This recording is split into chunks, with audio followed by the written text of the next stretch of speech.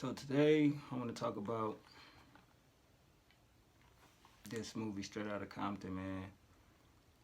If you bought it, you already know it come with a director's cut,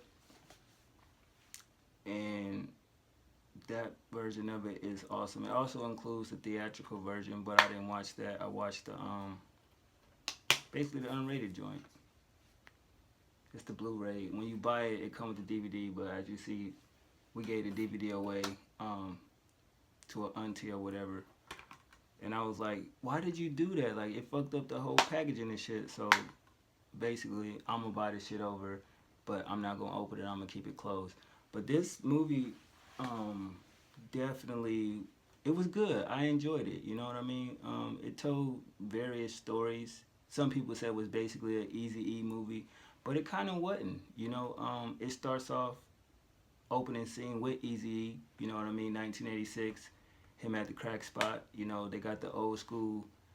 Back in the day in the 80s where they had the battering ram joint that come and yank your whole fucking front of your house down. It go from there to it goes into the lives of Dr. Dre and then Ice Cube, which that scene was dope. Ice Cube on the bus, and you got some kids on the bus. I guess you call that false, flagging, false claiming, and they throwing up sets out the window. I ain't gonna say what sets you did. I'm not part of gang culture, but I was like, wow, why is these niggas doing that? Now, when I'm watching it, I'm thinking the niggas that's in the car that's gonna start dumping at them niggas, but you know what I mean? The car pull off, and I'm like, all right, that's what's up. They probably like, all right, some little ass kids. I'm not knowing that, you know what I mean? Even back in those days, shit can get real, and it got real. You know what I mean?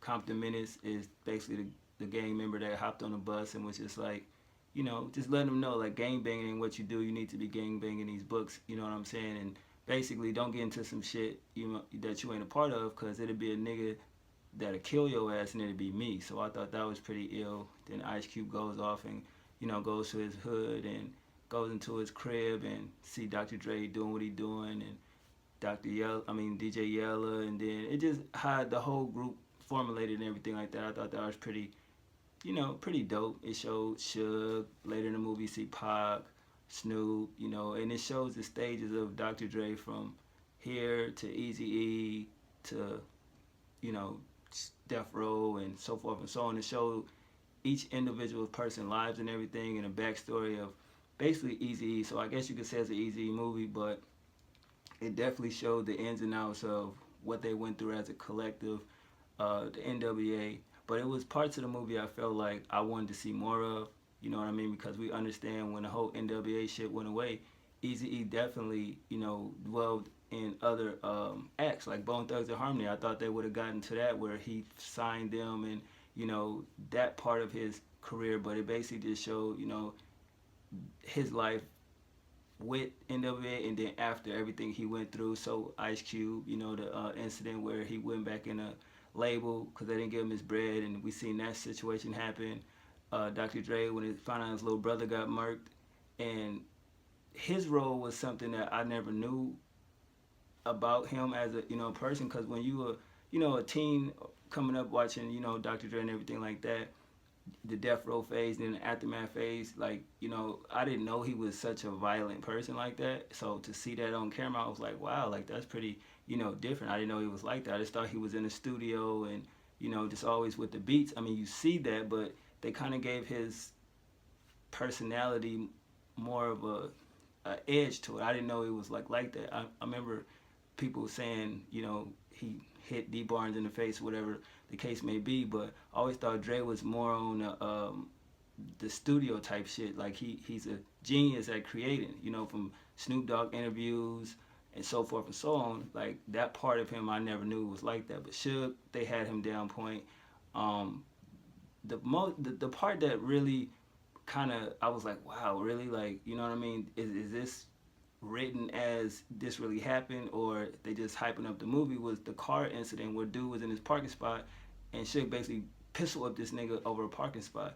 That scene, and then the studio, part where Easy go in and they basically beat the shit out of this nigga, that part. But then the Jerry Heller shit kind of was like, I'm watching it and I'm like, why these niggas not own to this? Because it was a part where the whole Ice Cube leaving and everything, and then Eazy finally found out that Jerry Heller was basically using them, and it made me go back to, think around the time, the E40 and you from Oakland Too Short, where they basically sold all their music out the trunk. That was the independent hustle, even with Master P and everything like that.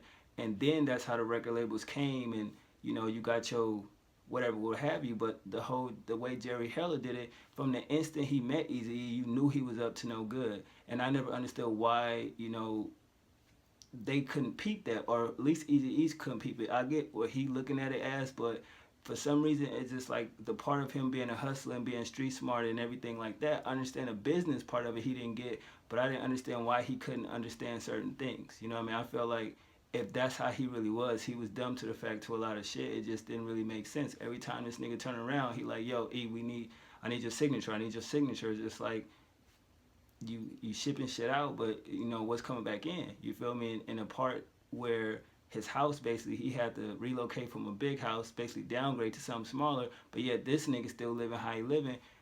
And at the end you see it's like it's part of business. I made sure I looked out for me, so even when he was skimming off the top, he made sure he backtracked and fixed shit to where it wouldn't come back on him. And I thought that was kind of crazy. So the rumors about him being basically a manipulator was kind of true. But overall, this movie was good. You know what I mean? The one of my favorite scenes from the flick was when Ice Cube was in the mall, or whatever, and you see Ruthless coming. They were like, "Yo, this Ruthless." He was like, "Fuck Ruthless, this lynch mob nigga."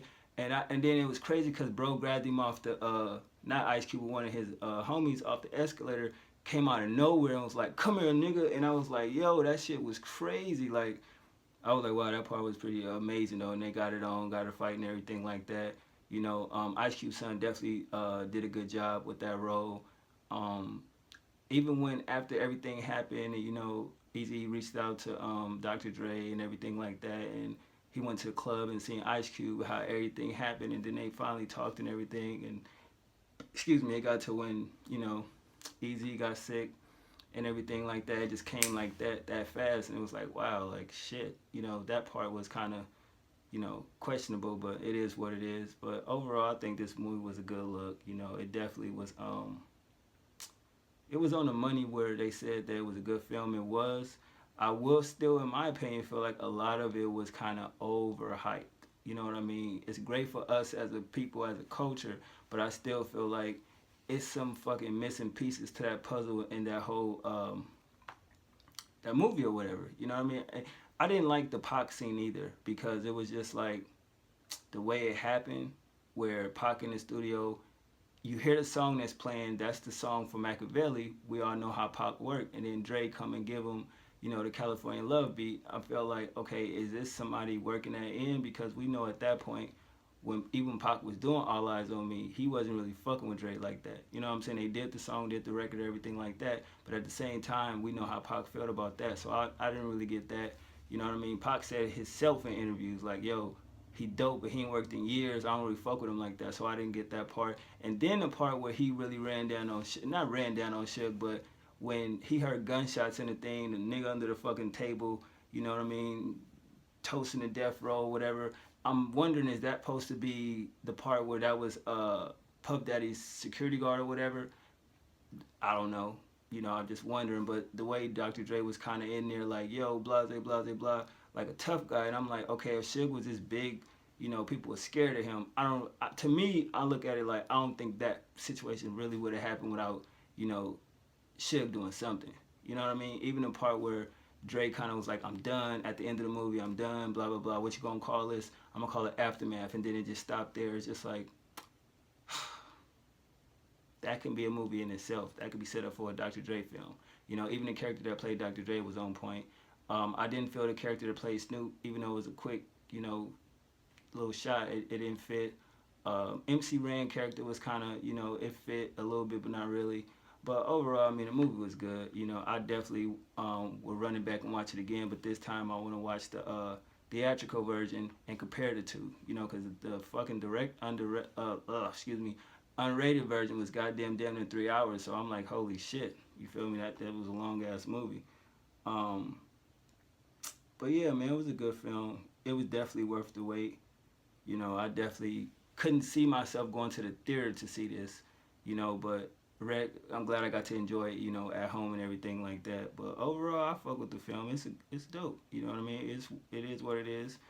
The opening scene up into the part where they go to the hotel scene and then the whole bye Felicia.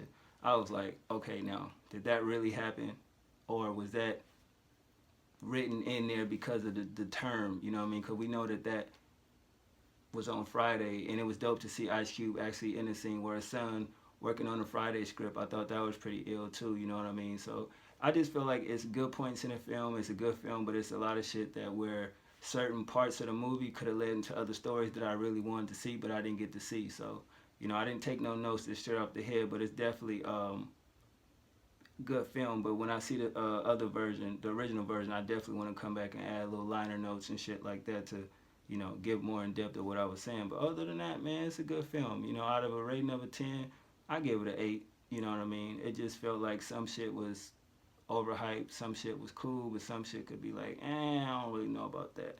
But other than that, I just want to bring that to y'all, what I thought of the film. And if y'all have an iPhone 6, tell me how to fucking do the camera shit to where my shit don't come backwards, because I really hate that shit. Other than that, thanks for watching. One.